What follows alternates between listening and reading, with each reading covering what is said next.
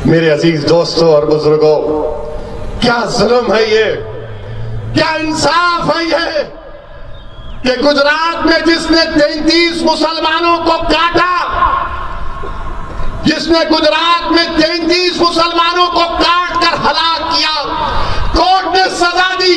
मुबारक हो इंसाफ करने वालों, तुमने 33 मुसलमानों को मारने के लिए सजा हुई तो उनसे कहा कि तुम मंदिर जाकर सेवा करना। मुबारक हो कि माया कोटलानी और बाबू बजरंगी, जिन्होंने हामिला मुस्लिम महिलाओं के पेट को काट कर उनको मारा, कोर्ट ने सजा दी, वो बेल पर है। मुबारक हो इंसाफ करने वालों, मुबारक हो। और हमारे मुकद्दर में हमारी बहनों को सेडेशन का चार्ज एनएसए लगता है, वो डॉक्टर कफील के ऊपर डॉक्टर है और एनएसए लग जाता है। मुबारक हो, तुम इंसाफ कर रहे हो, हम देख रहे हैं, मगर खुदा की कसम हम नहीं भूलेंगे इसको। तुम्हारा इंसाफ, तुम्हारा जुल्म हम नहीं भूलेंगे, हम इसको याद रखेंगे। एक डॉक्टर है तो उसके ऊपर एनएसए, और एक उत्तर प्रदेश का चीफ मिनिस्टर है जो कहता है गोली मारो, बिरयानी मत दो। और एक मिनिस्टर है मोदी की कैबिनेट का जिसका नाम अनुराग ठाकुर है, वो कहता है कि देश के गद्दारों को गोली मारो। उनके ऊपर कुछ नहीं, कोई केस नहीं।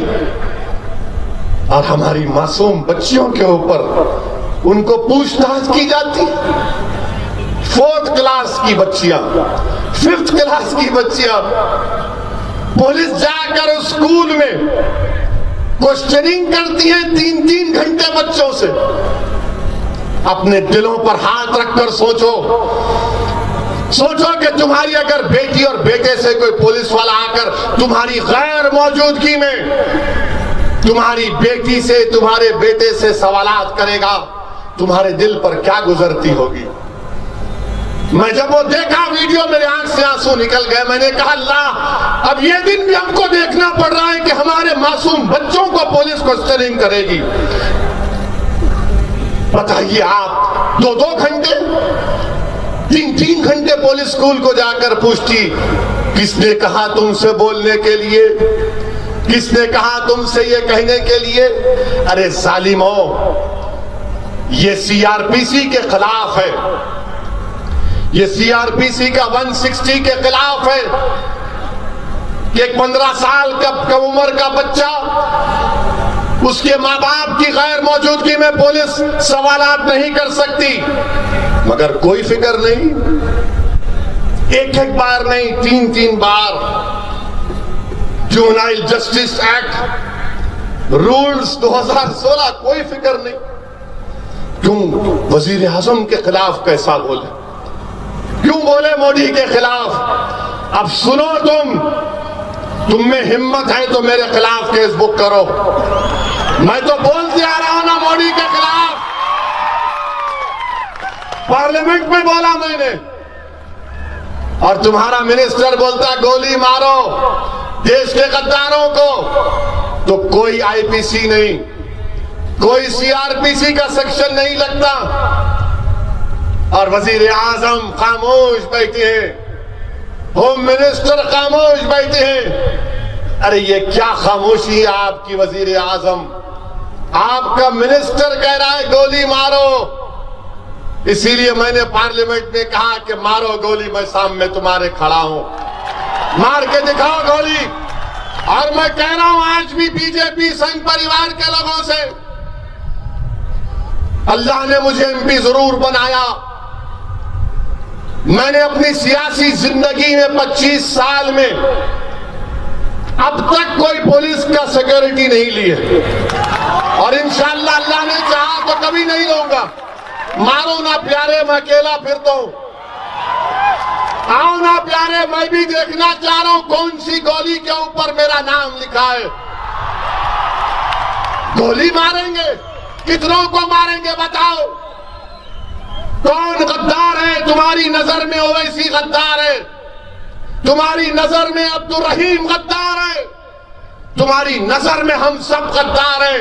मगर याद रखो गोली मारने वालों, तुम्हारी गोलियां खत्म हो जाएंगी मगर हमारे सीने तुम्हारे सामने खड़े रहेंगे।